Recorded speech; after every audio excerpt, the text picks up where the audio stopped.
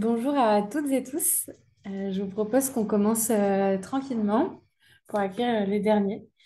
Donc bienvenue dans ce webinaire de la FAPIL consacré aux questions de dématérialisation et d'inégalité d'accès au droit.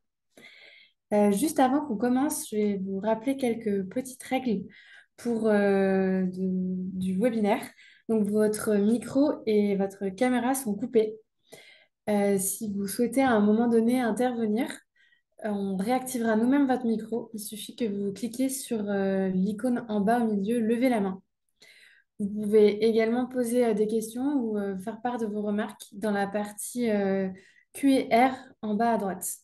Voilà, c'est plus simple d'éviter le chat et de passer uniquement par les questions et réponses, comme ça on vous répondra plus facilement. Voilà, juste pour vous dire que ce webinaire est enregistré et qu'il sera diffusé ensuite sur le site de la FAPIL. Donc, vous pourrez le réécouter si vous le souhaitez. Voilà, je vais laisser la main à Camille Régis, déléguée générale de la FAPIL, pour présenter ce webinaire. Merci beaucoup Emma. Juste un rapide mot d'introduction. Donc déjà merci pour votre présence nombreuse à ce webinaire consacré à la dématérialisation des services et aux effets engendrés en matière d'accès au droit. Alors je profite de vous avoir si nombreux et nombreuses pour représenter rapidement la FAPIL. Donc la FAPIL, c'est la Fédération des associations et acteurs pour la promotion et l'insertion par le logement, qui réunit aujourd'hui environ 140 adhérents sur l'ensemble du territoire français. Et nos adhérents, les associations adhérentes, œuvrent sur le terrain pour une mise en œuvre concrète du droit au logement via l'accompagnement des ménages, la captation de logements dans le parc privé, et puis la production et la gestion de logements d'insertion. Donc, dans le cadre de nos missions, nous organisons assez régulièrement des webinaires à destination de nos adhérents, mais on essaie aussi d'élargir ces webinaires. Ce webinaire, c'est le deuxième de ce format. On en avait déjà organisé un qui portait sur le contrat d'accompagnement. C'était en octobre, il me semble. Il est toujours disponible en replay sur notre page YouTube. Vous y avez accès. Et à travers ces webinaires où on fait intervenir aussi des chercheurs, sociologues, l'idée, c'est vraiment de faire un pas de côté, de pouvoir aussi nourrir nos réflexions de travaux de recherche, notamment en sociologie, pour comprendre différemment des sujets qui finalement nous animent et animent nos adhérents dans leur quotidien. L'intérêt, c'est aussi de pouvoir créer un espace d'échange entre des personnes qui ont des métiers différents, mais finalement se retrouvent autour de problématiques communes avec des approches complémentaires. Donc voilà un peu pour l'idée de ces webinaires. Aujourd'hui, on se penche plus particulièrement sur la question de l'accès au droit, plus particulièrement sur la dématérialisation et l'impact en matière d'accès au droit. Je laisserai Emma Rioux, qui est notre chargée de mission accès au droit, accompagnement social à la FAPIL, présenter plus en détail le cadre aussi de notre réflexion et puis les enjeux qui sont rencontrés par les associations de terrain, par les personnes. Et je remercie aussi nos intervenantes, puisque pour alimenter notre réflexion, nous accueillons avec joie Clara Deville, qui est chargée de recherche en sociologie, qui nous présentera ses travaux, qui nous éclaire sur justement les conséquences directes de la dématérialisation sur les personnes. On aura également une intervention de Pauline Deleuze, qui est assistante sociale au sein de l'association Adage à Montpellier, au sein de l'espace famille qui porte également une maison France Service et qui partagera son expérience de terrain.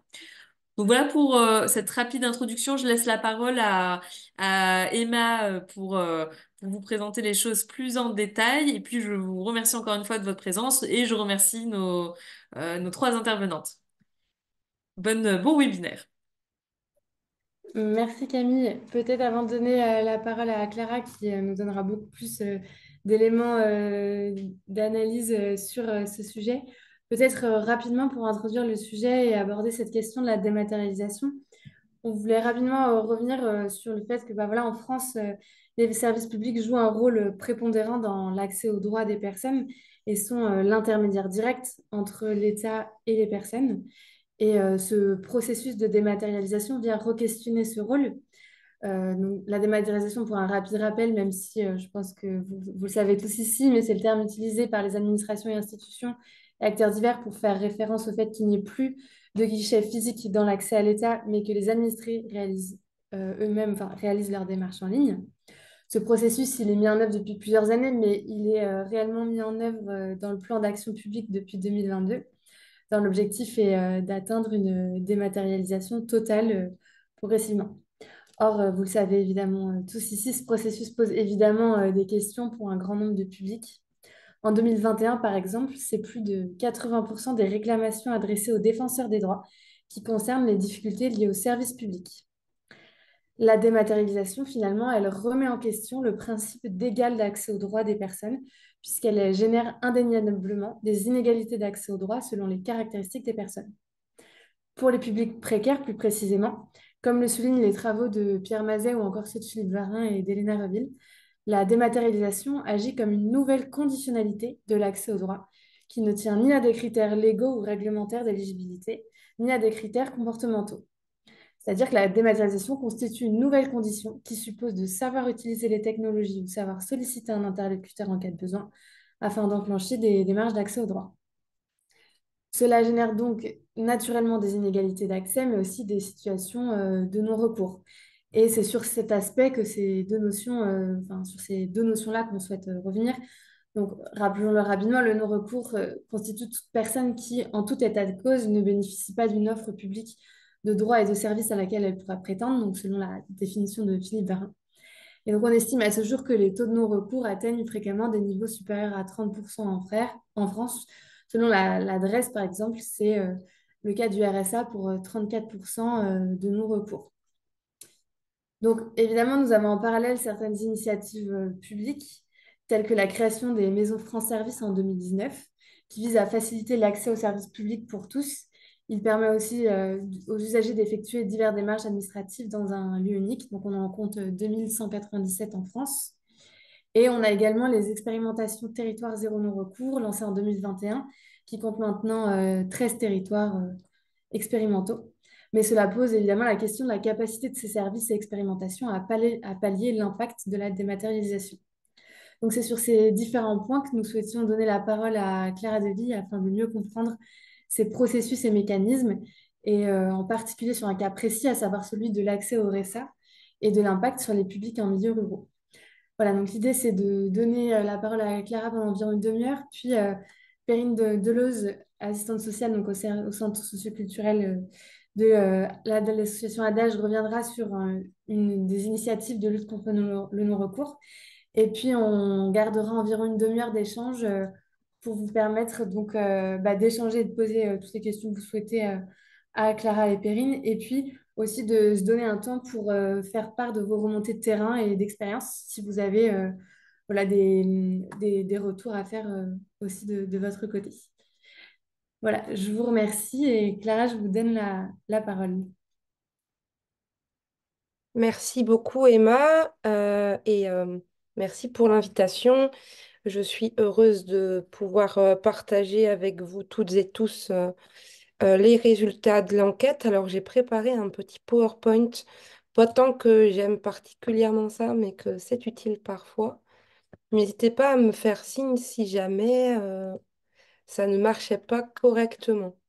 Donc, je vais juste finir de me présenter. Je suis chargée de recherche en sociologie pour l'INRAE, qui est l'Institut national de recherche en agronomie et environnement.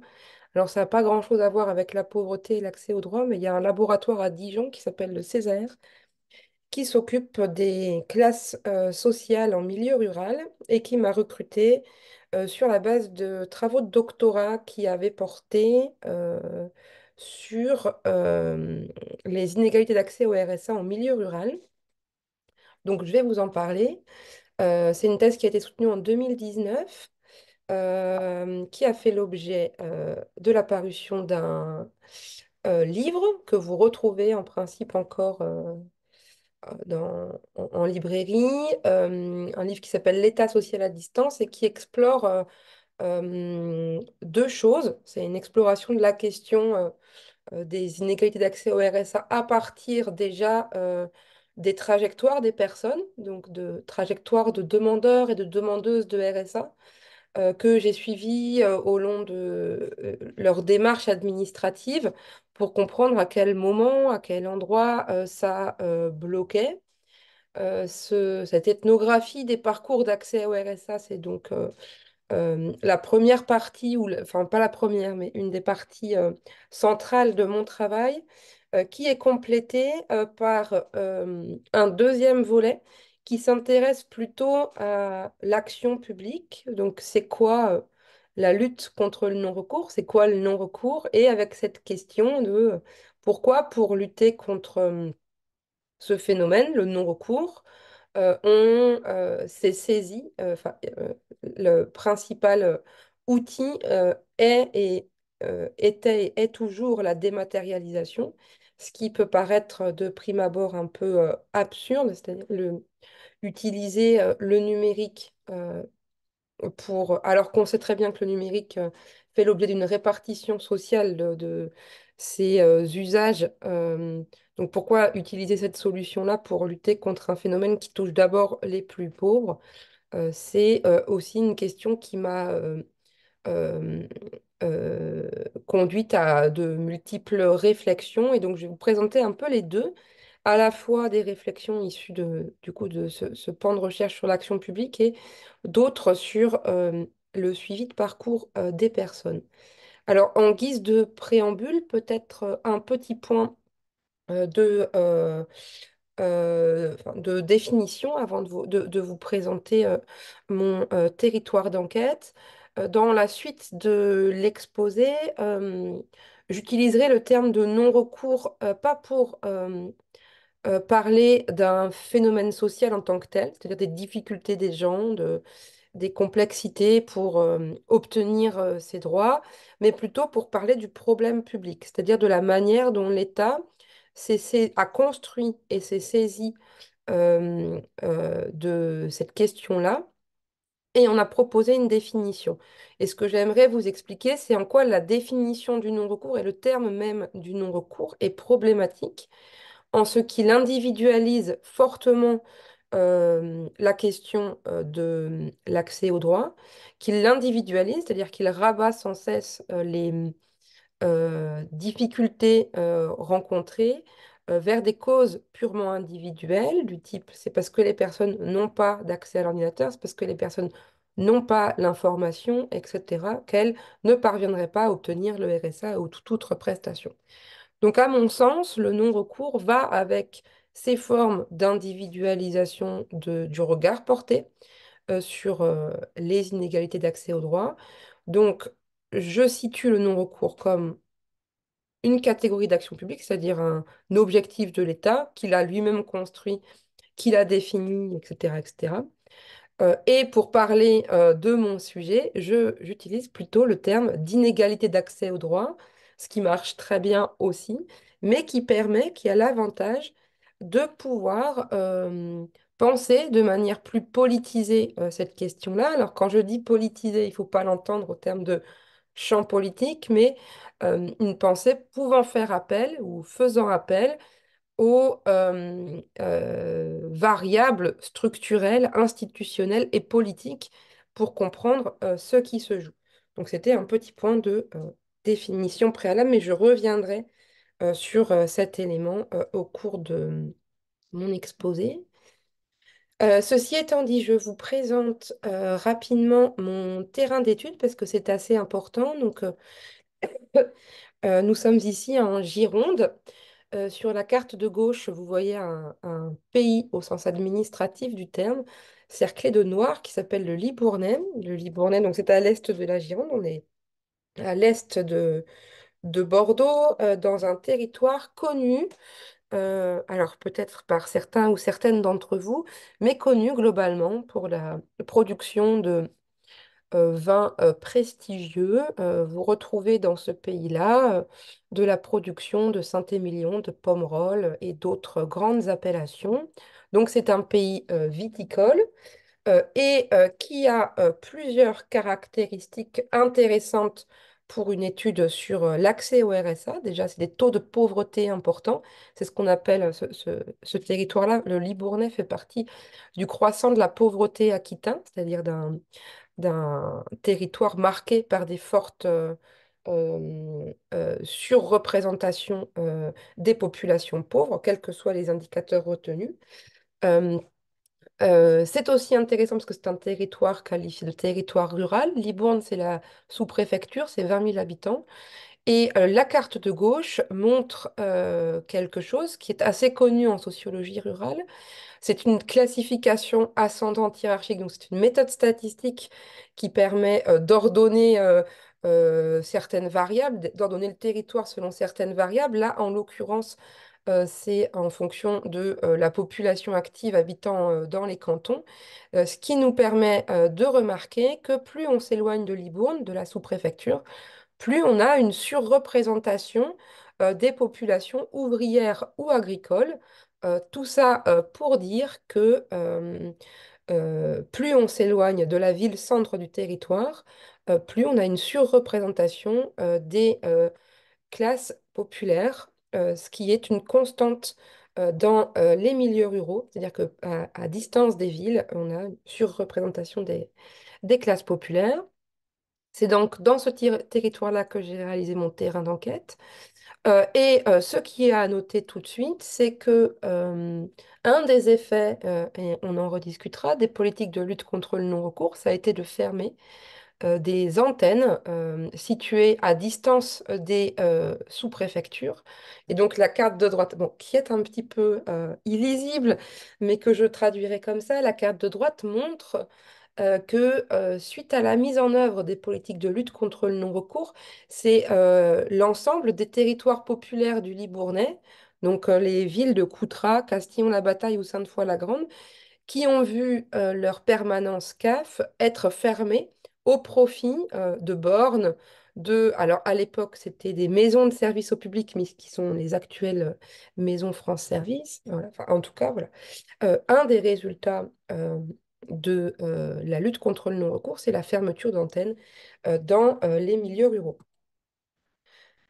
Pour entrer un peu du coup dans les résultats de l'enquête, alors je vais vous parler de plusieurs, alors bien sûr pas de tout, mais de plusieurs questions un peu précises qui émergent de tout ça. Je vais vous parler de la mobilité, je vais vous parler de la prise de rendez-vous. Pardon, ça va dans le mauvais sens. Donc de la mobilité, de la prise de rendez-vous des questions d'accès à l'information. Donc, c'est plusieurs aspects qui me semblent importants dans les politiques de lutte contre le non-recours.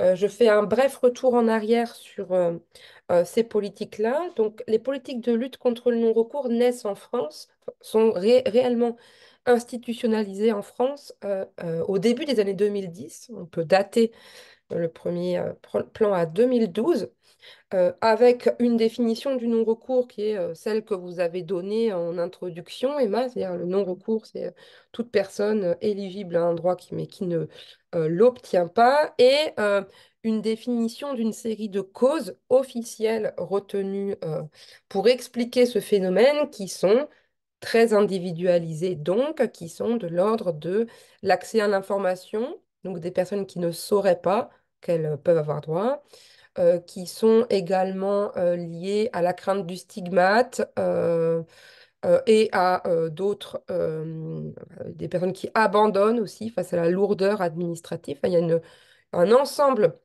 de causes au non-recours qui sont retenues au sein de l'action publique et qui tournent autour de cette individualisation du phénomène et qui vont permettre enfin, cette individualisation du problème public va permettre de faire de la dématérialisation la solution la plus ajustée à la lutte contre le non-recours, parce qu'en dématérialisant, l'idée, c'est de renforcer les capacités d'action des demandeurs et des demandeuses pour qu'ils puissent avoir accès à l'administration n'importe quand, depuis leur canapé, depuis où ils veulent, à n'importe quelle heure, histoire de faire leur demande de RSA, par exemple, en toute simplicité. C'est l'idée qui est retenue. Et cette association-là entre non-recours et dématérialisation, donc si au départ elle peut paraître effectivement un peu absurde, elle se solidifie progressivement au fil du temps jusqu'à devenir extrêmement robuste et à ne jamais être, enfin jusqu'à maintenant, à ne jamais être réellement remise en question. C'est-à-dire qu'on a toujours cette idée que lutter contre le non-recours passe par du numérique et toujours plus de numérique. Avec quelques concessions à la marge qui sont que, bon, bah, puisque les gens ont des difficultés à utiliser un ordinateur, on fait de la médiation numérique pour lutter contre l'électronisme, etc. Mais en tout cas, cette association non-recours dématérialisation reste extrêmement forte à l'heure actuelle. Elle structure, par exemple, l'expérimentation des territoires zéro non-recours et d'autres pans de ces politiques-là. Alors, qu'est-ce que ça pose? Je pourrais revenir plus en détail si vous voulez sur ces passages de la construction et du problème public, mais qu'est-ce que ça pose comme difficulté pour les personnes quand elles s'engagent dans un processus d'accès au RSA? Alors, le non-recours est totalement, enfin, le non-recours, le RSA est totalement dématérialisé. On va dire la demande est complètement possible, je pense, à partir de 2015 ou 2017. J'ai comme un doute. Du coup, il est possible de demander la prestation entièrement en ligne. Ceci étant dit, pour reprendre les termes des administrations, la dématérialisation complète des démarches d'accès au droit est possible pour la grande majorité de la population, mais il reste des cas marginaux, selon la CNAF, c'est-à-dire des personnes pour qui les situations sociales sont trop complexes pour pouvoir faire leur démarche de manière entièrement numérisée. Donc, on retient là-dedans les populations qui ne sont pas de nationalité française, par exemple, pour s'inscrire enfin, pour accéder au site internet institutionnel, il faut avoir un identifiant, un mot de passe CAF. On retient aussi dans toutes ces personnes qui sont à la marge de la dématérialisation les personnes dont les situations sont mouvantes, c'est-à-dire marquées, dont la précarité entraîne des changements fréquents, changements de domiciliation, changements de composition familiale, changements au regard de l'emploi. Et pour toutes ces personnes en situation instable, le rendez-vous à la CAF va être indispensable. Alors, il faut bien comprendre dans ces propos-là, en tout cas, ce que j'aimerais faire comprendre, c'est qu'il y a du coup une partie de la population qui est de fait placée à distance des facilités offertes par la dématérialisation et qui va se trouver obligée de monter à la CAF, comme le diraient mes enquêtés, c'est-à-dire que la dématérialisation est façonnée, pensée, conçue politiquement et institutionnellement euh, pour une partie de la population, mais pas pour d'autres. Et donc, pour toutes celles et ceux qui s'engagent dans une démarche d'accès au RSA, par exemple, depuis ces marges construites par l'administration, la première question, ça va être, il va falloir aller à la CAF. Et aller à la CAF dans un contexte où les guichets ont été fermés, alors non seulement au milieu rural, mais certains quartiers populaires urbains sont également touchés par ce phénomène.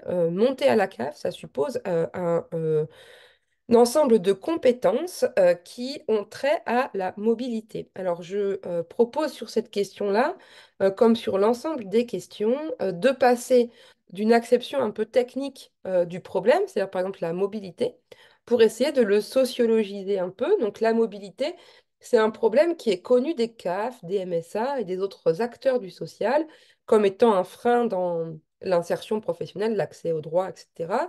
Et ce frein-là est souvent assimilé à l'absence de moyens de locomotion ou à des difficultés financières qui entraveraient techniquement la possibilité de se mouvoir dans un territoire. Ceci étant dit, alors c'est tout à fait vrai, il y a un problème technique, matériel de base, mais qui ne suffit pas, qui n'épuise pas l'ensemble de l'explication. Pour vous raconter tout ça, je vous montre ici une des techniques d'enquête que j'ai utilisées au cours de ma thèse. qui s'appelle une carte mentale, qui permet la carte mentale, c'est une technique en fait qui est utilisée par les géographes et qui permet de matérialiser un peu, d'objectiver les rapports à l'espace des individus, des personnes qu'on rencontre. Et là, je vais vous parler de Monsieur Tédu, qui est un de mes enquêtés dont je parle régulièrement et qui habite à une quarantaine de kilomètres de Libourne, enfin une trentaine de kilomètres de Libourne, dans une commune qui s'appelle Coubérac, que vous voyez en agrandissement en haut à droite de la carte. Et alors, Monsieur Tédu, il a arrêté l'école assez tôt. Il a été ouvrier viticole pendant sa carrière avant d'être concerné par des problèmes de santé qui l'ont conduit progressivement à s'éloigner de son emploi et à finalement tenter de demander le RSA. Et donc, il lui faudra 1 an et demi pour accéder au RSA. Et durant cette année et demie, un de ses problèmes va être de se rendre à la CAF de Libourne. Alors, si on regarde un petit peu pourquoi est-ce que cela lui pose problème, et alors il y a d'abord le fait que en moyen de locomotion, il a un vélo. Plus encore, dans une semaine ordinaire, Monsieur Tédu parcourt 5 kilomètres par semaine. C'est-à-dire, ça, c'est une question que j'ai posée au cours des entretiens avec les personnes. Combien vous faites de kilomètres par semaine? 5 kilomètres, si vous comparez rapidement avec vos pratiques spatiales, vous vous rendrez compte, je pense que c'est relativement peu. Et 5 kilomètres par semaine, en tout et pour tout, il se rend dans le village voisin à la boulangerie. Donc, c'est des déplacements essentiellement contraints, ce qui fait que le périmètre de son espace vécu est extrêmement étroit, ce qui conduit, pour lui, dans ses pratiques et représentations de l'espace, à considérer que Castillon-la-Bataille, une ville à 10 kilomètres de chez lui et qui comprend un peu moins de 8 000 habitants. Pour lui, Castignan-la-Bataille, c'est loin et c'est gros. Libourne, de la même manière, c'est loin et c'est gros. Et donc, ces catégorisations, là, faire de Libourne une ville grosse et lointaine, ça marque non que la distance qui le sépare de la sous-préfecture et de la CAF n'est pas qu'une distance spatiale et kilométrique, mais que ça a besoin d'être socialisé, c'est-à-dire que cette distance-là est d'autant plus grande pour Monsieur Tédu que son espace vécu est extrêmement étroit. Et donc pour lui, monter à Libourne, parce que c'est comme ça qu'il le dit, c'est extrêmement impressionnant. Je vous ai mis un extrait de mon carnet de terrain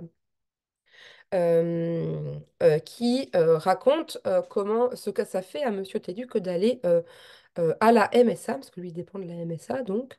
Je lui propose donc de l'amener à la MSA. Il me dit qu'il ne va que rarement à Libourne, qu'il n'aime pas ça. Je passe le chercher. Il m'attend devant l'entrée du chemin qui mène à sa maison. Il s'est habillé autrement qu'avec son habit de travail vert, que je le vois toujours porter. Il a des chaussures vernies, un jean un peu grand et un manteau noir. Il me dit qu'il a sorti ses habits pour monter en ville et pour être correct.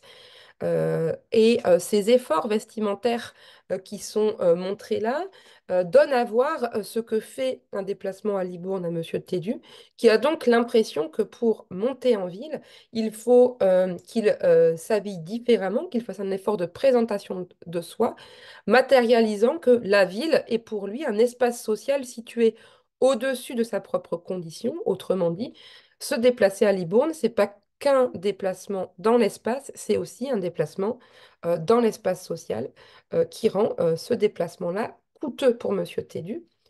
Coûteux non seulement en charge mentale, c'est-à-dire en ce que ça représente pour lui, mais aussi coûteux en temps, c'est-à-dire pour moi c'est 45 minutes entre Coubérac et Libourne, c'est-à-dire pour moi qui est un espace vécu relativement ample, un moyen de locomotion, etc. Et ces 45 minutes-là ne suffisent pas pour Monsieur Tédu. Pour lui, il prévoirait, de son point de vue, 1 heure et demie pour aller à la CAF, ce qui, bien sûr, n'est pas du tout le même engagement dans un agenda. Euh, voilà. Donc ça, c'est tout ça pour vous montrer le coût que représente cette démarche-là pour Monsieur Tédu. Euh, euh, pour aller à la CAF ou pour aller à la MSA, il y a déjà toute cette complexité-là. Et donc ça, c'est une des conséquences des politiques de lutte contre le non-recours, c'est d'agrandir les distances socio-spatiales qui séparent les classes populaires d'un accès à un professionnel ou une professionnelle de l'accès au droit. En plus de ces enjeux de mobilité qui sont invoqués pour parler des difficultés d'accès au RSA, on peut aussi parler d'un autre élément qui est souvent mentionné quand on parle de non-recours. On dit que finalement, le non-recours concernerait, selon les différents rapports publics produits sur la question, ce non-recours concernerait d'abord des personnes qui ne savent pas qu'ils ont accès à telle ou telle allocation, sous-entendant que si ces personnes étaient au courant qu'elles avaient droit au RSA ou à toute autre prestation, elles en feraient la démarche.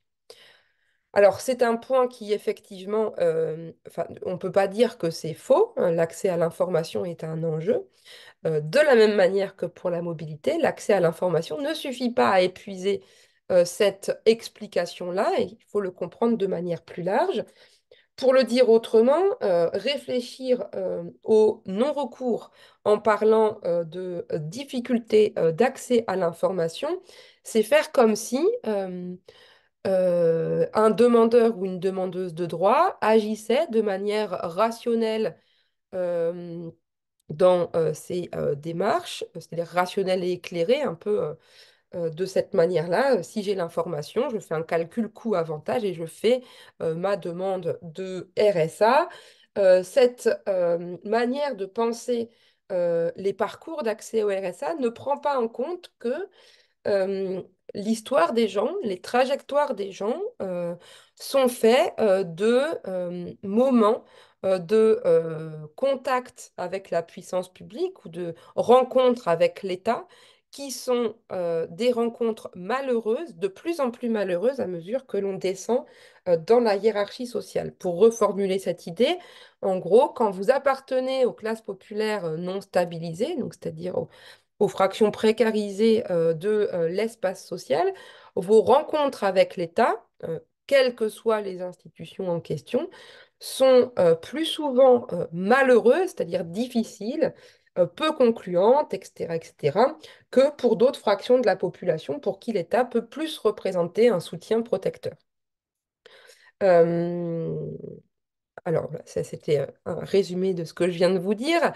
Euh, on peut prendre, pour exemple, une autre de mes enquêtées qui s'appelle Madame de Matos, qui habite Sainte-Foy-la-Grande. Alors, je ne vous remonte pas la carte, mais Sainte-Foy-la-Grande, c'est l'extrémité est du département, qui est d'origine portugaise, qui est mère célibataire de trois enfants et qui ne travaille pas.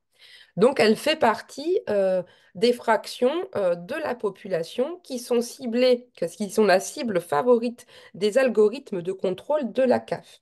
Et elle, depuis qu'elle est arrivée en France à l'âge de 16 ans, quand je la rencontre, elle en a 25, ce qui lui est arrivé quand elle s'est adressée à la CAF, quand elle s'est adressée à Pôle emploi, à l'école de ses enfants aussi, parce qu'on peut comme ça démultiplier les exemples. Ce qui lui est arrivé dans les administrations, c'est des expériences de contrôle. Donc, c'est ce que j'appelle le surcontrôle des classes populaires. Donc, Madame de Matos fait l'objet de plus de contrôle, comme l'ensemble des populations précarisées.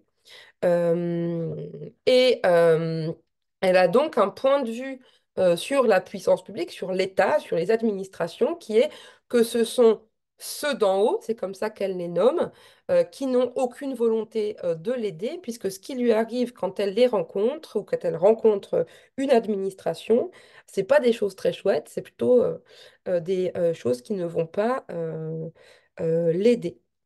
Et donc, partant de cette distance à l'État, c'est-à-dire de cette méfiance vis-à-vis du pouvoir bureaucratique, alors je précise juste qu'en disant ça, l'idée est de montrer que c'est l'attitude des administrations, les pratiques administratives, les positions administratives et institutionnelles qui induisent des formes de distance à l'État, ou qui construisent des formes de distance à l'État chez les classes populaires non stabilisées, c'est-à-dire des attitudes de méfiance.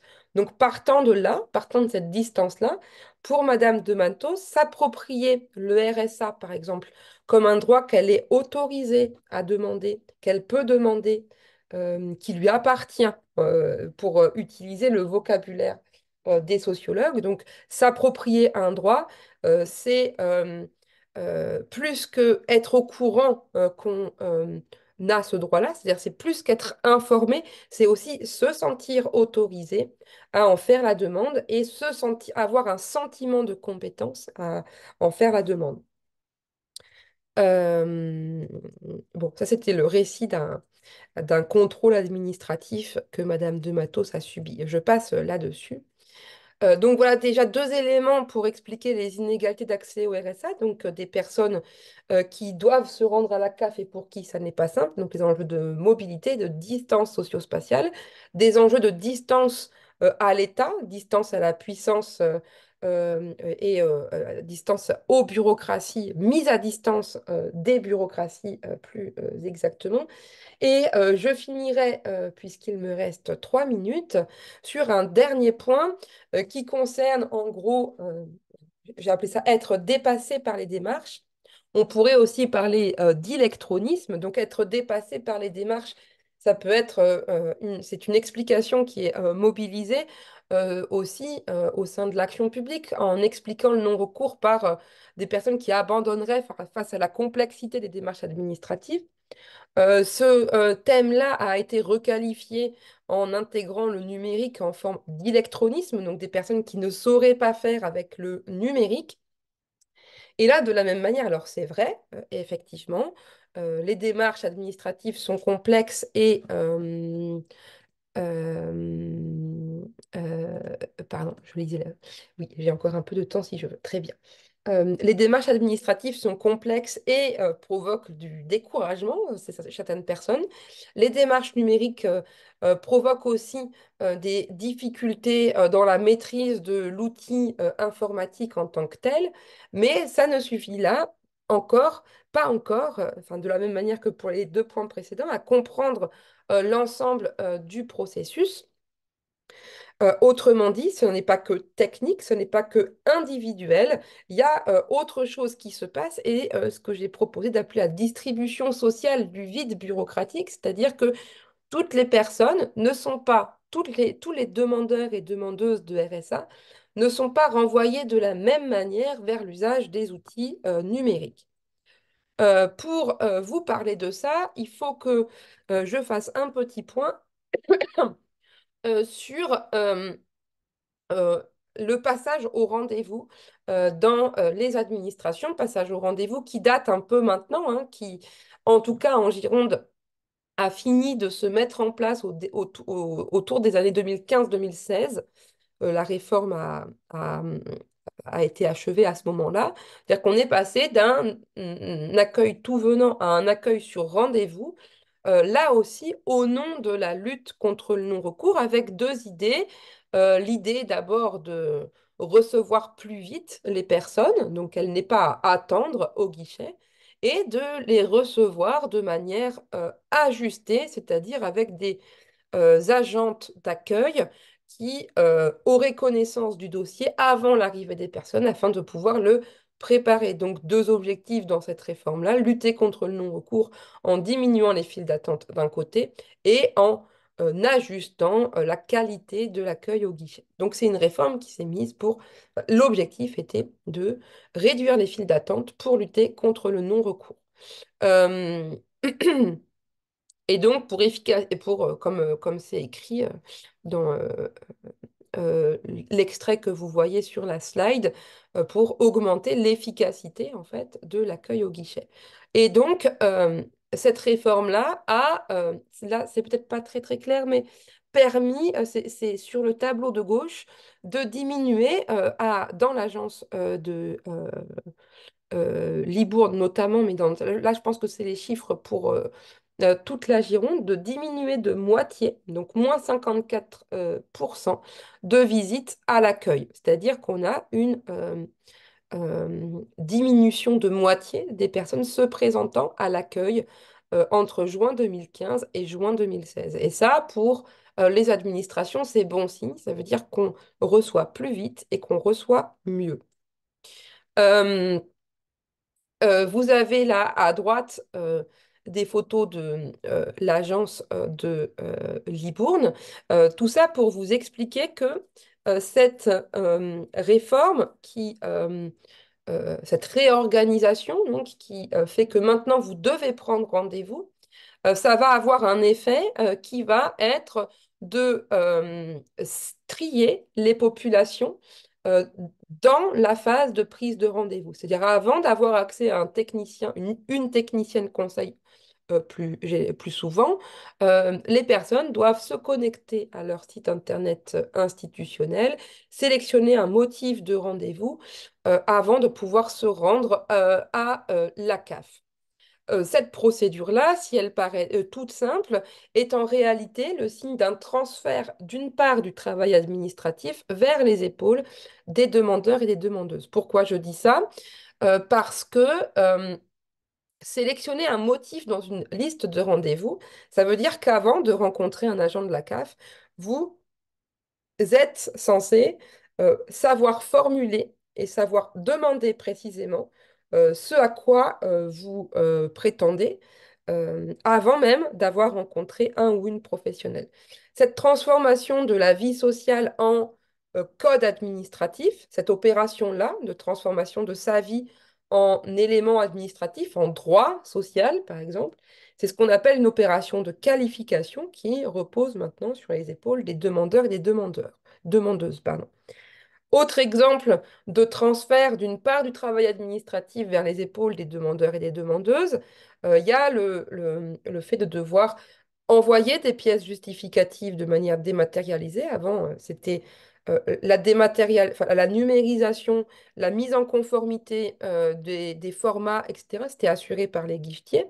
Donc, il y a un ensemble comme ça de euh, menus tâches administratives qui ne concernent pas à proprement parler la production juridique du droit, qui sont maintenant déléguées vers les épaules des demandeurs et des demandeuses qui sont demandés avant l'accès à un rendez-vous et qui font donc partie de ces mécanismes de tri.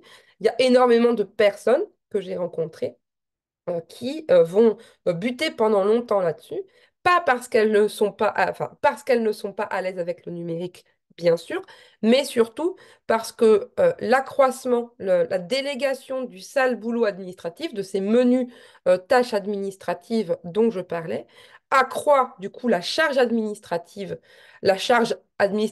informelle des demandeurs et des demandeuses. Donc, c'est pas forcément noté, ça, dans la procédure de demande de RSA, mais ça alourdit considérablement pour autant l'accès au droit. Et donc cet accroissement du fardeau administratif va de pair avec un accroissement des inégalités, c'est quasi mécanique. Donc la première chose, ça va être ça, la capacité à prendre un rendez-vous, à y aller, donc à aller jusqu'à Libourne. Et une fois dans l'agence de la CAF, par exemple, vous arrivez dans ce genre d'espace-là, et là, vous avez un autre exemple, celui de Madame Pujol, qui montre, alors je ne vous lis pas l'intégralité de l'extrait, mais qui va, alors les photos, il faut préciser quand même, les photos de l'agence CAF de Libourne sont prises là le matin très tôt avant l'ouverture de l'agence, et donc l'agence est vide. En la plupart du temps, ça n'est pas le cas, il y a du monde, mais effectivement, plus personne n'attend dans l'espace rendez-vous qui est à gauche, mais les gens font la queue pour l'espace libre-service qui est à droite. Ce qui va se passer pour Madame Pujol, c'est qu'elle va se positionner dans la file d'attente de l'espace libre-service, parce qu'elle pense qu'il faut attendre, et que quand elle va arriver devant un agent de bienvenue, c'est conseiller de service aux usagers, les nouveaux types de professionnels qui exercent dans les espaces libre-service, eh bien, l'heure de son rendez-vous sera dépassée et on la renvoie chez elle, du côté de Coutras pour elle, et elle devra du coup répéter ce qui lui a déjà coûté, c'est-à-dire prendre un rendez-vous, se déplacer jusqu'à Libourne, etc., etc. Voilà, donc je vais peut-être m'en tenir là euh, euh, pour le moment, pas le temps de finir. Juste en guise de conclusion, je crois que ce qui apparaît dans ma recherche et ce qui apparaît plus largement dans l'ensemble des politiques des observations, des analyses menées sur la mise en œuvre des politiques de lutte contre le non-recours, c'est que ces politiques-là, elles, se traduisent par un désajustement ou un désencastrement croissant entre les compétences attendues au guichet des administrations et les pratiques ordinaires des classes populaires précarisées, c'est-à-dire que les compétences attendues sont de plus en plus spécifiques, de plus en plus singulières et sont de plus en plus éloignées du quotidien, des pratiques euh, quotidiennes et ordinaires des demandeurs et des demandeuses. Il me reste à vous remercier pour votre écoute. Merci beaucoup, Clara. Merci, c'était très clair. C'est très intéressant. Peut-être avant d'échanger un peu plus, de manière un peu plus approfondie avec les participants sur vos travaux notamment, je vais donner la parole à Perrine Deleuze qui va du coup nous faire un petit retour d'expérience de terrain. Voilà, et je vous réactive votre micro. Donc, je vous laisse la parole, Perrine. Bonjour à tous, donc je suis Perrine Deleuze, je suis assistante sociale au centre social socio-culturel de l'Espace Famille, qui est un établissement de l'ADAGE, donc qui est un adhérent du FAPIL. En deux mots, un centre social, donc c'est de l'animation socio-culturelle en direction des habitants d'un quartier, hein, donc comme il se fait, voilà, les centres sociaux sur la dynamique de l'éducation populaire, favoriser les rencontres, les échanges, une dynamique participative. Voilà très très rapidement ce qu'est un centre social. Aujourd'hui, depuis octobre 2018, le centre social a accueilli donc une MSAP à l'époque, Maison de service au public, qui est devenue donc une Maison France Service en 2020. Et c'est à cette occasion-là que moi j'ai été recrutée et que je suis rentrée dans le centre social pour monter justement cette France Service.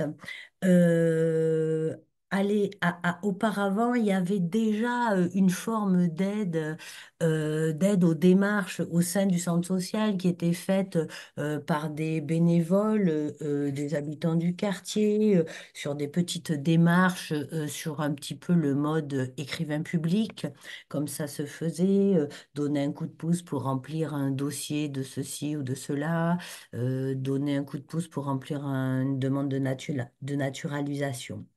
Euh, donc c'est vrai que la France Service, enfin excusez-moi, je vais dire France Service, j'ai un petit peu, je suis un peu passé dans les oubliettes le mot MSAP, mais à l'époque la MSAP a permis en fait de structurer un petit peu au fil des mois et au fil des années toute cet accueil des demandes liées aux démarches administratives et en prolongation à de l'accès aux droits.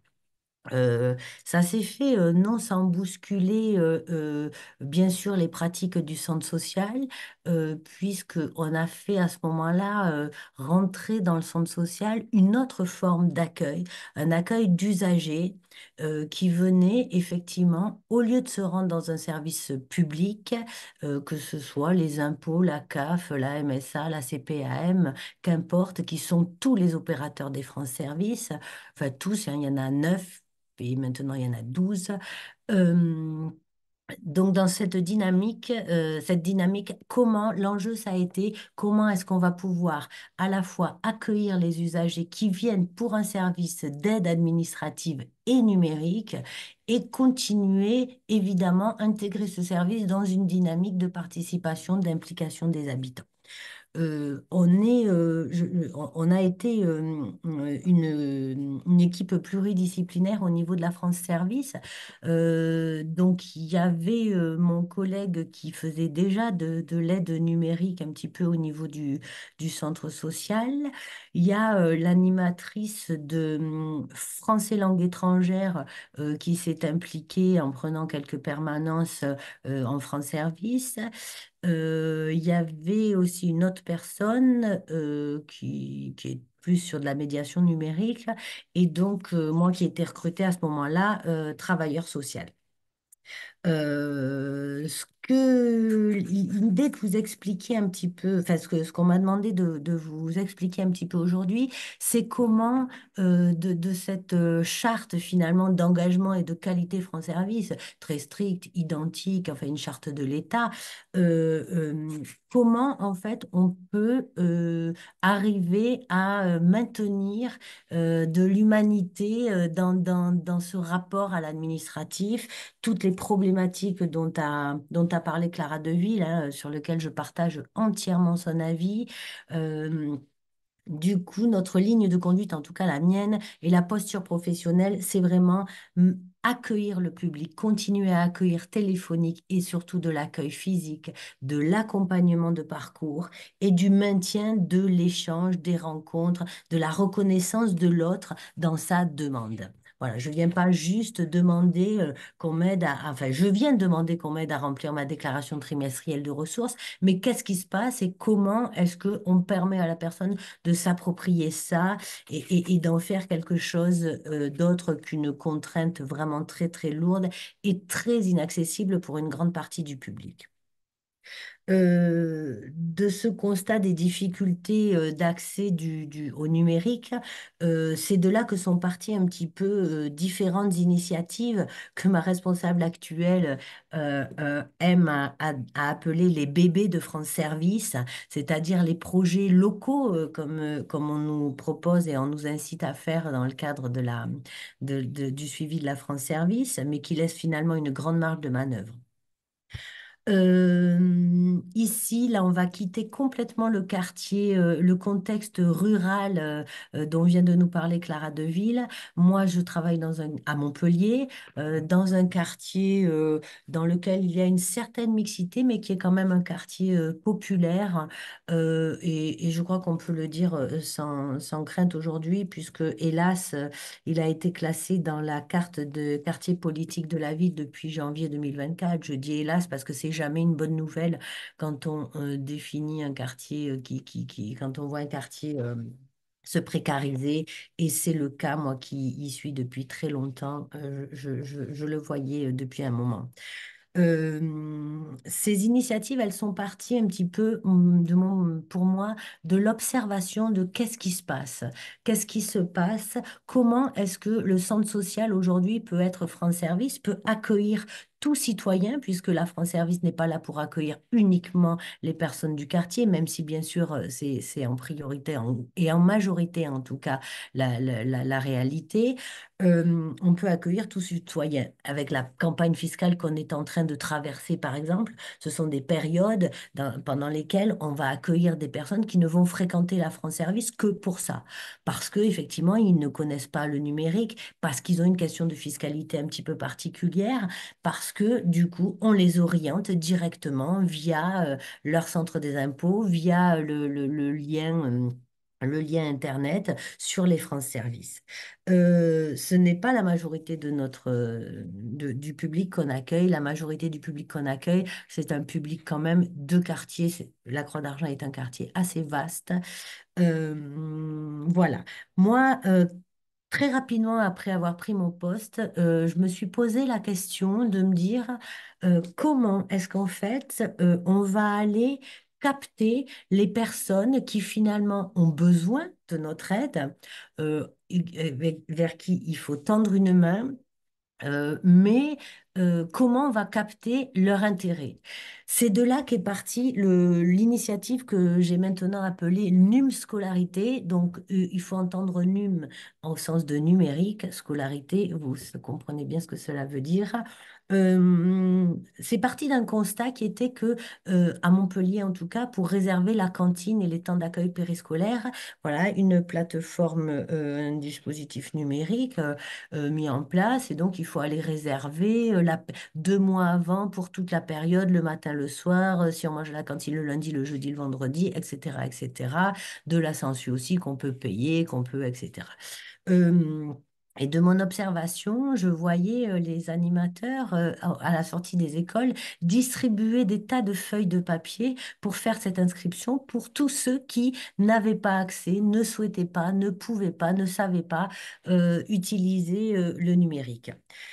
C'est là que je me suis dit, on est quand même à 200 mètres de la majorité des groupes scolaires du quartier, ou aller 500, 800 pour le plus loin. C'est pas possible de ne pas se mettre à la disposition. C'est de là que j'ai construit un accueil spécifique pour les parents, un travail de partenariat avec les directeurs d'école, avec les animateurs de mairie qui interviennent, pour petit à petit proposer aux personnes de venir pour qu'on les aide à faire à faire les démarches numériques. Mon idée étant, on ne va pouvoir aider les personnes que si ça les concerne. Les parents, qu'est-ce qui les concerne? Les enfants, la scolarité, le quotidien de leurs enfants. Ça a commencé à bien fonctionner. On profitait aussi évidemment de mettre du sens sur le parent peut demander, a le droit de demander des choses à l'école. On n'est pas tout seul derrière sa petite appli téléphonique pour réserver la cantine. On a commencé par des ateliers ou de l'accueil individuel dans les murs du centre social. Et puis, petit à petit, on s'est présenté dans les écoles et à la sortie des écoles pour justement aller vraiment là où les personnes sont, pour mettre des mots sur tout ça et pour essayer d'être présent et de leur donner envie qu'on leur donne un petit coup de main s'ils le souhaitaient, bien sûr. Pour rebondir évidemment sur la question de la mobilité dont parlait Clara Deville, euh, il est évident qu'à la Croix d'Argent, les problématiques de mobilité ne sont pas les mêmes que ce que vous venez de décrire dans le milieu rural. Pour autant, il y en a. Il y en a, elles existent. Alors, il est vrai que nous, le centre social et donc la France Service, on n'est pas extrêmement visible. On est au rez-de-chaussée d'une très grande résidence HLM, mais qui fait comme une impasse. On est au bout de cette impasse. Bon, tous les gens qui passent dans la rue ne nous voient pas. Euh, mais donc, c'est pas une question de déplacement. Il y a le tram, il y a les bus, il y a tout ce qu'il faut pour arriver jusqu'à nous. Mais on est sur la question de la mobilité, la peur le qu'est-ce qu'on va trouver là-bas, le qu'est-ce qui se passe. Ma voisine m'en a parlé, mais je sais pas trop. Est-ce qu'ils sont vraiment si sympas? Est-ce qu'on peut demander tout et n'importe quoi? Voilà, il y a toutes ces questions-là liées à la mobilité. De tout ça, et puis en 2019, il n'y a qu'une petite partie du quartier qui était déclaré quartier politique de la ville. Et le responsable du centre social qui était là à ce moment-là a eu l'initiative d'acquérir un triporteur électrique, pour aller justement au pied des immeubles dans lesquels les gens sont plus en difficulté, une partie du quartier sur lesquels les personnes sont les plus âgées. Donc voilà, comme il vient d'être mis à l'image, c'est ça notre triporteur dans lequel on a une table pliante, 2 ou 3 chaises et une caisse avec tout notre petit matériel, les infos, les stylos, les tablettes, les téléphones. Et on va tous les mardis matins à l'endroit précis qui est là. On va tous les mardis matins déballer notre stand d'accès au droit. Voilà. Ça fait maintenant 4 ans. On a commencé, me semble-t-il, au printemps 2019, avec bien entendu une interruption pendant le confinement de 2020, une reprise timide, mais qui a fini. Je dis timide au sens, est-ce qu'on avait toujours le droit d'y aller? Et puis, dès qu'on a repris, ça devait être le printemps 2021, là, ça a remarché et les gens vraiment nous attendaient. Qu'est-ce qu'on y fait? On y fait des choses différentes chaque mardi matin. Chaque mardi matin, on va répondre aux passants qui s'arrêtent, aux passants qui maintenant osent s'arrêter, qui nous ont regardés en se disant, mais qu'est-ce qu'ils font? Ceux qui posent une question, ceux qui en posent pas. Ah bon, mais vous pouvez essayer de nous dépatouiller. Ah bon, mais vous pouvez vous pouvez faire notre demande de mutuelle CMU. Vous pouvez aller regarder, on peut faire la déclaration trimestrielle de ressources de la CAF. Voilà. Comment à la fois on est sur un moment de convivialité, la posture professionnelle est très différente.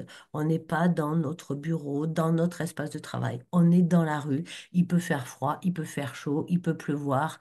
Assez rarement à Montpellier, mais ça peut arriver. Euh, il peut faire du vent.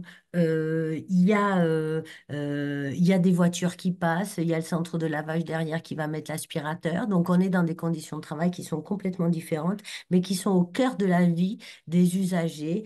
Et aujourd'hui, 4 ans après, on peut recevoir entre 12 et 20 personnes par matinée. Il va y avoir une semaine où on va en avoir que 6. Ce qui est très important, c'est de voir que quand il pleut, les personnes nous appellent. Ah, est-ce que vous y êtes? Est-ce que vous y êtes pas? Est-ce que je peux redescendre? Est-ce qu'on peut venir? Donc, il y a à la fois un public qui nous a repérés et revient. Il y a systématiquement un public de passage. On est évidemment le mardi matin parce que ce jour-là, il y a le marché, parce que bon, on a un petit peu calculé pour être le mieux possible au meilleur moment, même si le meilleur moment n'existe pas. Et ça fonctionne très bien. Le rendez-vous, il est maintenant acquis, acté. Ah, c'est vous qui êtes là-bas. Il y a encore hier une dame qui m'a dit, oui, mais des fois, je vais poser des questions là où il y a le vélo. Ah ben voilà, c'est nous. Ils font pas toujours leur rapprochement, mais petit à petit. Il est évident que pour tout ce qui est des démarches plus complexes, dès qu'il faut numériser, dès qu'il faut être dans un espace de confidentialité plus important, on peut faire un relais immédiat avec nos rendez-vous en France Service. Voilà un petit peu. L'idée, c'est vraiment d'aller dehors pour mettre en confiance les personnes et pour répondre et pour dédramatiser un petit peu tout ça. Évidemment, tout ce qu'a décrit Clara Deville, c'est plus que la réalité de notre quotidien, c'est-à-dire l'exclusion du numérique, la difficulté des personnes qui, en plus de ne pas connaître le numérique, ne parlent pas bien français, ne savent pas lire le français, toutes ces complexités, toutes les complexités administratives, on n'a jamais les bons papiers, on n'a jamais les papiers suffisants. C'est extrêmement compliqué d'avoir toujours tout.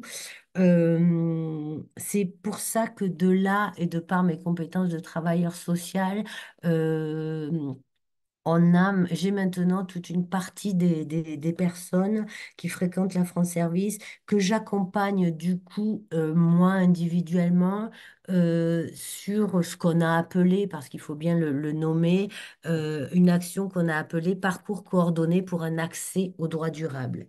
L'idée, c'est bien sûr de proposer une complémentarité et une prolongation de la réponse de premier niveau qu'offrent les France Services, qui est une aide administrative et numérique pour se dépatouiller dans tout ça. Euh, donc l'idée, c'est bien de travailler sur un parcours. C'est bien parce que je suis travailleur social qu'à un moment donné, ah tiens, cette demande de RSA, il est évident qu'une demande de RSA ne devrait pas se faire en autonomie et en numérique tout seul, puisque le RSA, ce n'est pas une prestation familiale. C'est pas, on a un enfant, on a deux enfants, on a trois enfants, du coup, on a droit aux prestations sociales, enfin familiales, pardon. Non, le RSA, il y a des critères qui sont très précis et on peut aussi ne pas faire de demande de RSA si de toute façon le droit a été évalué on n'a pas, et qu'il n'est pas bon.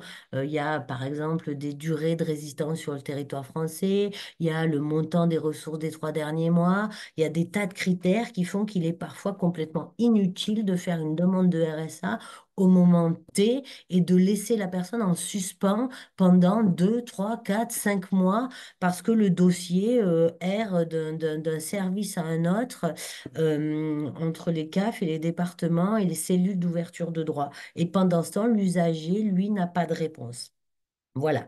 Donc, moi, ce que j'essaie d'offrir, c'est un service un peu plus individualisé et surtout sur la notion de parcours qui, évidemment, va vers de l'accompagnement social que je mène toujours, toujours en lien dans le souci d'un accès vers le droit commun autant que ça puisse se faire et toujours en lien avec les référents et tous les collègues qui vont être tous les travailleurs sociaux et les services X ou Y qui accompagnent les familles. L'idée, c'est pas de rajouter une personne, mais justement de remettre la personne au cœur de tous ces différents dispositifs.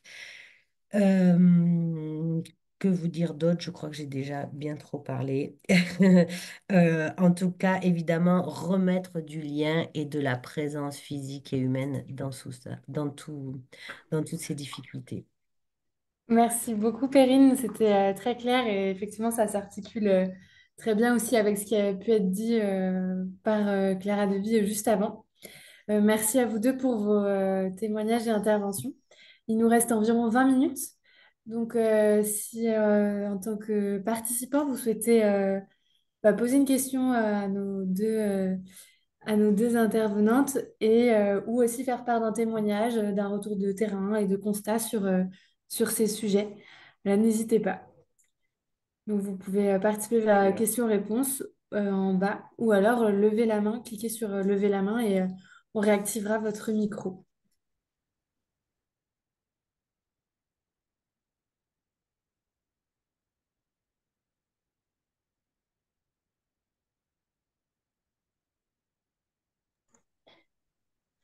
Oui, Fabienne, on active ton micro, c'est bon. Bonjour et un grand merci pour ces échanges qui étaient attendus. Pardon, je ne me suis pas présentée, je suis Fabienne Landeroin et je travaille à l'association Bail pour tous qui fait de l'insertion par le logement depuis une trentaine d'années. Nous sommes une très jeune association. Euh, alors, un grand merci pour effectivement vos éclairages. Sur le plan sociologique, même si nous sommes sur Paris, c'est extrêmement éclairant. Moi, ce qui me frappe quand même, c'est à travers vos deux témoignages, un désengagement extrêmement important des services de l'État. Alors au détriment bien évidemment de l'accès aux droits des personnes et j'apprécie particulièrement la question de l'inégalité des droits en fait et versus le non-recours. Je trouve que inégalité des accès aux droits est beaucoup plus vrai. Enfin, en tout cas, nous, ce qu'on constate pour les personnes qu'on accompagne, et que ce désengagement de l'État se fait sur le dos du travail des travailleurs sociaux.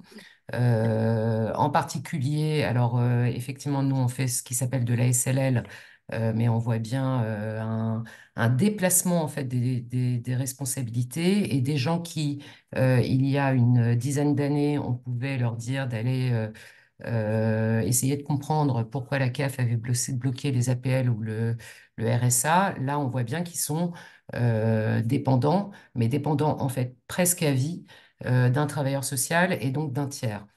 Et que d'autre part, le désengagement de l'État, et c'est en ça où c'est quand même assez inquiétant, c'est-à-dire que l'État ne nous voit plus sous le champ aujourd'hui de nos projets associatifs respectifs, qui sont quand même le cœur, effectivement, et la motivation de nos actions, mais ils nous voient comme des opérateurs. Et donc, quelque part, ce désengagement de l'État, ben, on devient presque des fonctionnaires, pardon d'être aussi brutal, mais en tout cas, moi, c'est comme ça que le vit un petit peu l'équipe, et ne le vit pas très très bien.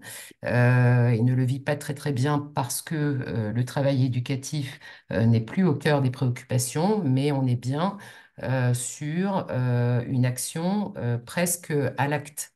Donc là, il y a quand même un vrai, en tout cas, moi je trouve que vos éclairages étaient fondamentalement intéressants et malheureusement nous confortent dans ce que nous voyons.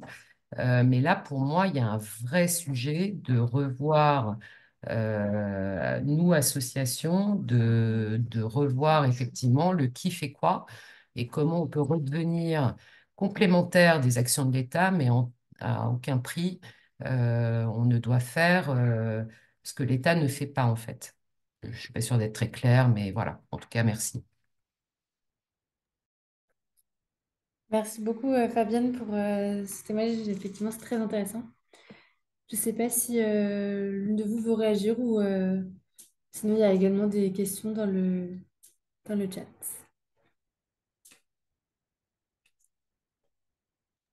Peu- si vous m'autorisez à juste dire Oui, bien sûr.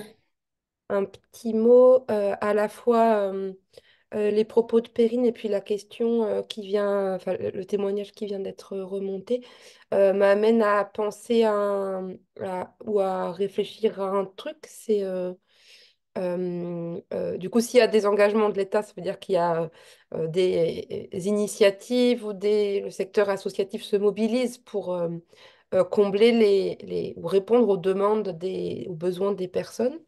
Et ce qui pose un autre problème, c'est celui de l'égalité territoriale, parce que si encore en milieu urbain, la couverture associative et le maillage associatif peut être dense, alors c'est pas toujours vrai, euh, ou c'est pas toujours si évident, mais en tout cas, que ce soit sur les maisons France Service ou sur d'autres types de structures, par exemple les maisons France Service, leur existence et leur présence dans le territoire dépend d'abord d'initiatives locales, alors même si c'est régulé, même si il y a régulation par les préfectures, etc., c'est d'abord les porteurs qui s'engagent, les opérateurs aussi qui se mobilisent ou pas. Et du coup, c'est la question de la présence de ce genre de structure sur les territoires dépend moins directement de l'analyse des besoins des gens que de volontés politiques et institutionnelles qui, là, du coup, sont variables, bien sûr. Euh, voilà, juste préciser ce point-là. Merci. On avait une question plus pour Perrine, je pense. Une question concernant le partenariat avec les écoles. Est-ce que cela a été compliqué à mettre en place? Notamment, est-ce que c'était avec des écoles primaires et maternelles? Alors, le partenariat n'a pas été compliqué à mettre en place euh, pour une raison assez simple, c'est-à-dire qu'il a reposé sur l'énergie des personnes. C'est-à-dire moi qui l'ai impulsé, qui suis allé voir les directeurs d'école, un, puis deux, puis trois, et qu'on a fait ça comme sur la dynamique, alors bien sûr avec l'aval pour ce qui me concerne de ma direction, euh, mais ça s'est vraiment fait sur des dynamiques volontaires d'intervenants, de professionnels qui avons le même objectif, c'est-à-dire faciliter la vie des familles, des parents dans la scolarité. Euh, Ça a été plus compliqué, enfin pas plus compliqué, plus lent et sans trop de soutien en ce qui concerne alors là, évidemment, ça va être la collectivité de la municipalité, puisque c'est la municipalité qui porte la question du périscolaire. Euh, Alors, pas de souci, hein, le projet a été bien accueilli quand je l'ai présenté, les choses ont bien été prises, on n'a eu aucun bâton dans les roues, mais pas plus de soutien que ça, finalement. Voilà, on le fait dans le quartier. Moi, c'est par exemple des projets que je suis obligée de limiter vraiment au quartier, parce que je suis toute seule et que je ne peux pas faire ça toute seule. Alors, quand je vais, bien sûr, sur le triporteur, avec le triporteur, même devant les écoles, puisque ça nous arrive d'y aller, bien sûr, il est fréquent qu'une collègue vienne avec moi. Mais je veux dire, ça repose sur des initiatives. Alors là, pour la deuxième année, je travaille beaucoup avec le collège, plus donc sur l'accès aux bourses et sur la restauration scolaire aussi. Voilà, donc là c'est pareil, le partenariat se passe extrêmement bien avec toute l'équipe de direction du collège, mais ça n'est pas allé jusqu'au rectorat en termes de partenariat institutionnel. Merci. On a une remarque de l'Alpil, une association lyonnaise. On vous a activé le micro. Oui, bonjour. Est-ce que vous m'entendez bien? Oui, très bien. Parfait. Non, je voulais juste ajouter une remarque. Effectivement, donc pour l'Alpil, on intervient, on fait de l'accès au droit sur toutes les problématiques de logement. Et bah, déjà, merci pour vos interventions. Juste un petit élément que je voulais ajouter, moi, c'était le décalage qu'on ressent aussi dans le travail social face au numérique. Puisqu'en fait, accompagner les personnes dans l'accès au numérique, il me semble, et c'est pas tout à fait la même chose que accompagner les personnes à accéder à leurs droits, même si évidemment ça en fait partie. Et du coup, je trouvais ça intéressant l'exemple de l'adage côté de Montpellier où l'accès au numérique est fait par des travailleurs sociaux, et ce qui n'est pas le cas, à mon avis, de toutes des maisons France Service. Et il y a aussi enfin, du coup, un décalage dans l'autre sens qu'on ressent auprès de, notamment d'accueil de la CAF, etc., où les premières personnes qui accueillent sont de moins en moins des gens justement formés au travail social et donc formés finalement à une écoute, à poser des questions, à faire un diagnostic complet des situations et pas juste répondre à une demande très, très technique et liée à des difficultés d'accès au numérique. Donc voilà, je trouvais ça intéressant aussi. Je sais pas ce que vous pouvez en penser ou en dire de votre côté.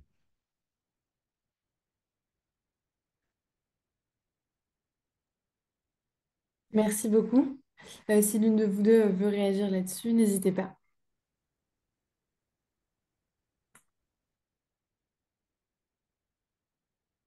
On avait également deux témoignages dans le chat.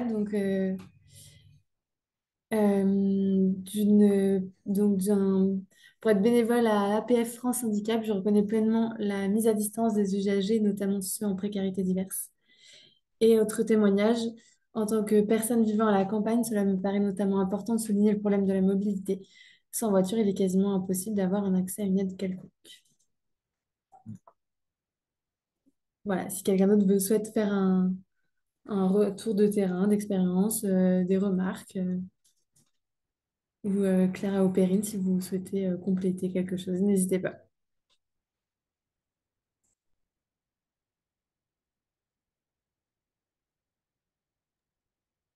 Juste peut-être, sauf si Perrine, vous voulez prendre la parole. Ah, si vous aviez levé la main. Bah, allez-y, dans ce cas, j'ai déjà beaucoup parlé, moi. Allez-y, allez-y. Je le fais vite Ouais, alors. ouais. Il me semble que voilà, sur les enjeux de mobilité, Perrine a dit que c'était pas la même chose en milieu rural, etc. Peut-être en milieu urbain, pardon. Juste préciser que le déplacement vers une administration, c'est pas un déplacement neutre. Je crois que je l'ai pas dit dans mon propos, mais effectivement, aller à la CAF ou à la MSA, c'est jamais simple déjà pour les gens qui n'y sont jamais allés. Et cette distance symbolique, c'est avoir peur d'aller dans une administration, euh, se cumule en fait avec toutes les autres formes de distance. Et il m'est même arrivé de rencontrer des gens qui habitent dans Libourne, pour qui se rendre à la CAF est un problème. C'est-à-dire que c'est pas parce qu'on est proche de la CAF que c'est facile. Ce déplacement-là est coûteux. Et peut-être juste un tout petit mot sur l'intervention précédente, même effectivement sur le rôle des travailleurs sociaux, peut-être dans l'accompagnement numérique. Il me semble qu'à partir de tout ce mouvement-là des politiques de lutte contre le non-recours, dématérialisation des engagements de l'État, enfin cet ensemble de réformes de l'État, en fait, effectivement, il y a des recompositions du travail social qui s'opèrent et qui sont alors, c'est pas forcément ma spécialité. J'ai des collègues qui travaillent là-dessus de manière plus précise et qui peuvent en dire plus que moi, mais il me semble que ce qui apparaît notamment, c'est que le rôle du travail social là-dedans devient de plus en plus un rôle d'entre-deux, c'est-à-dire de euh, euh, travailler à ajuster les demandeurs et les demandeuses aux attentes des institutions qui produisent le RSA, c'est-à-dire faire un travail de médiation comme ça, enfin ce qui est appelé médiation, qui est en fait un truc de socialisation administrative pour les personnes et que ça pose un ensemble d'enjeux, notamment liés au financement de ces démarches-là, qui sont plus ou moins, là, pareil, des signes de désengagement de l'État assez clairs. En plus de l'ensemble des bouleversements que cela produit sur les professions du social.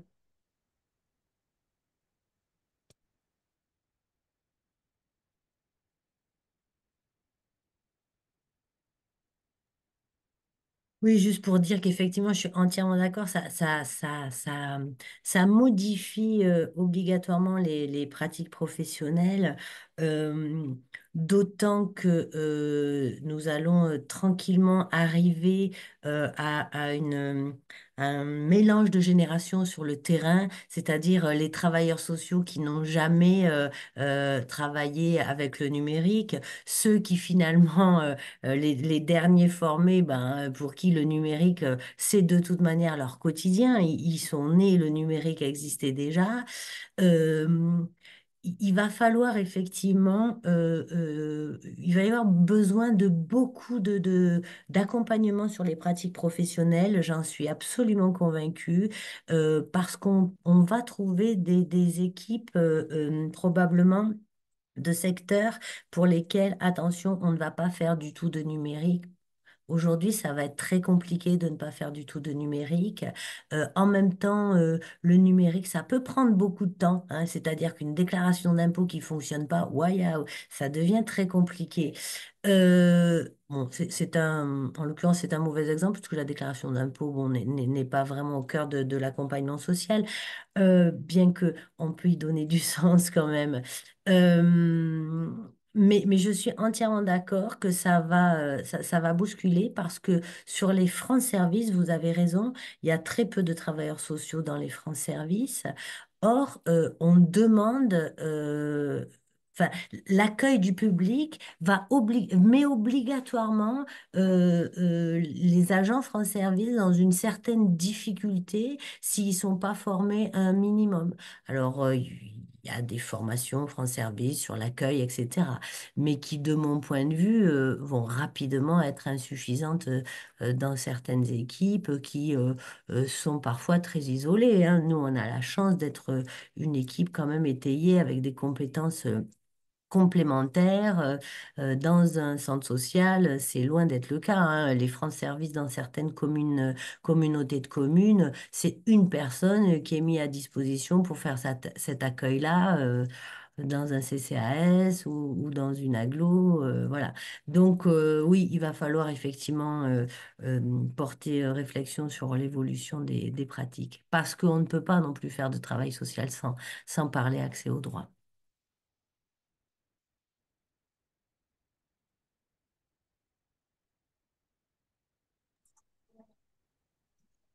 Il y a une dernière question sur le chat. Est-ce que vous constatez que le passage par France Service facilite l'accès au centre communal d'action sociale et si oui, par quel levier?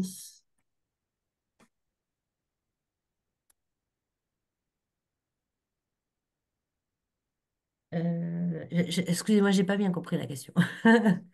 Alors, donc, est-ce que vous constatez que le passage par France Service facilite l'accès au centre communal d'action sociale? Si oui, par quel levier? Je ne sais pas si la personne peut peut-être prendre la Ouais. parole pour repréciser sa question. En levant la main, on pourra activer son micro.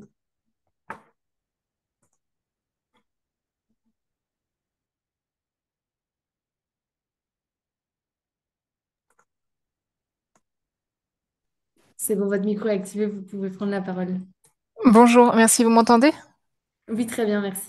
Oui, C'est non, bon. bah, voilà, c'était pour parce que pour voir si ce lieu France Service ou voilà le triporteur qui permet de prendre contact, un premier contact avec des personnes, est-ce qu'à un moment donné, justement dans la logique du parcours voilà de la personne dans l'accès au droit, ces personnes vont pouvoir aller d'elles-mêmes bah, au centre communal d'action sociale pour toute question relative au droit, ou est-ce que en fait elles sont entre guillemets cantonnées au passage par la France Service, quoi. Donc est-ce qu'on a quelque chose qui peut lever un peu des sentiments d'incompétence ou quoi, voilà, des tas de choses, ou est-ce que ben ça reste voilà, elle reste cantonnée à cet espace-là. C'est difficile de vous répondre en termes de résultats. J'ai pas beaucoup de regard là-dessus. Je peux pas vous répondre. Après, au CCAS, bon, bah, le CCAS accueille, les CCAS accueillent des populations qui sont particulières, pas tous les mêmes, hein. Donc, c'est difficile. Nous, moi, je travaille, oui, au quotidien, évidemment. Le CCAS fait partie des partenaires dans le parcours. Je vais orienter des gens vers le CCAS pour certaines démarches, bien entendu. Mais en fait, ce que vous voulez dire, c'est est-ce que finalement, euh, que ce soit par l'entrée de l'accès au droit dehors dans la rue, que ce soit en venant dans notre France Service, est-ce que petit à petit les personnes réussissent à aller elles-mêmes dans les administrations concernées? Est-ce que c'est ça vous posez comme question? Oui, c'était un peu ça. D'accord. Parce que plus ou moins, parce que de toute manière, les administrations restent très peu ouvertes au public, de toute manière. Aujourd'hui, être accueilli à la CARSAT pour faire son dossier retraite, euh, c'est difficile. En tout cas, c'est pas tout le monde. Ça va être pour des dossiers extrêmement compliqués. Ça va être aussi, moi, ça m'arrive d'appeler en disant, bon, écoutez, nous, on est agent France Service, on n'est pas spécialisé de la CARSAT. Ça, la consigne, elle est très, très claire. Donc voilà, cette personne-là, il faut la recevoir. Mais de manière directe, je sais pas, tenter l'expérience, aller sonner à la CARSAT. C'est difficile de vous répondre en termes de résultats. Enfin, de ma place, évidemment, hein.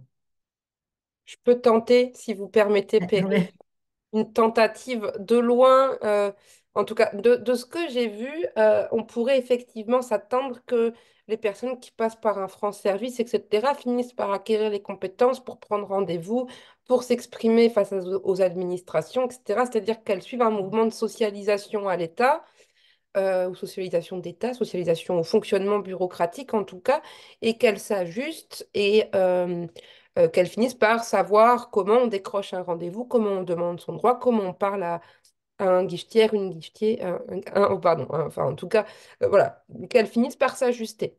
Et en réalité, on constate, enfin, moi et puis d'autres collègues qui travaillent sur le sujet, que c'est pas si simple.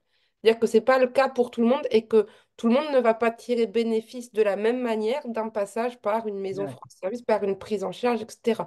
C'est-à-dire que il suffit pas d'être, je remets pas du tout en question le rôle des maisons France Service, mais ou l'accompagnement des professionnels, mais en fait, ça dépend aussi des trajectoires des gens et puis de leurs capitaux, de leurs compétences, de leurs savoir-faire initiaux et de l'ensemble de leur trajectoire de rapport à l'État avant.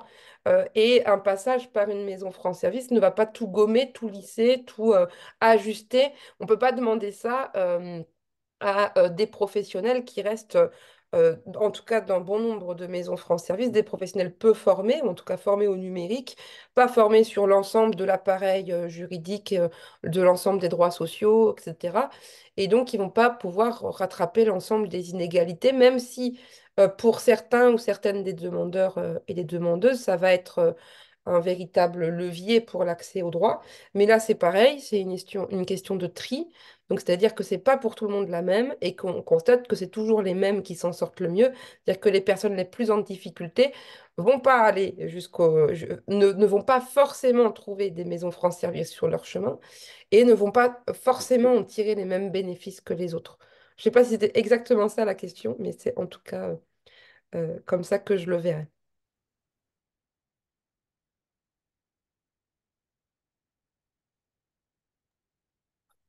Merci beaucoup pour ces éléments de réponse. Et donc, je vois que l'heure tourne. Donc, on va s'arrêter là aujourd'hui. Je voulais vraiment vous remercier toutes les deux pour vos interventions. C'était très riche et très complémentaire.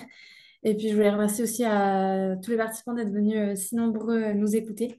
En tout cas, en tant que participant, si vous souhaitez nous faire des retours de terrain ou des constats et initiatives, n'hésitez pas à contacter la FAPIL à ce sujet ou sur d'autres sujets. Voilà, on sera ravis d'échanger avec vous. Je vous remercie et je vous souhaite une bonne fin de journée. Merci, au revoir. Merci. Merci beaucoup, au revoir. Merci.